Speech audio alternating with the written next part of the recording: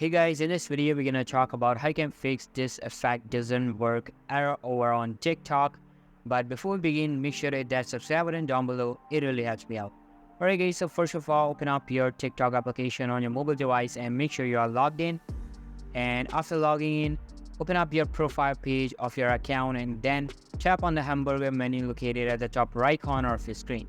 Select the settings and privacy and scroll down inside the list of features and just select report a problem. After it loads up completely, just tap on videos and sounds, then just select filters and then tap on using filters.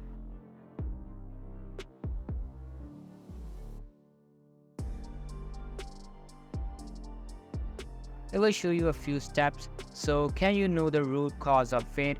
Just tap on no at the bottom and then select need more help. Now a form will open up in front of you. Just fill it by describing the problem you're facing and also attach a screenshot for proof and submit the form. Then just wait for them to fix this problem for you and your problem will be fixed within 24 hours. And that's how you can fix this effect doesn't work error on TikTok. So that's all for today's video. Hope you liked the video. I'll be meeting you in the next one. See you soon. Bye.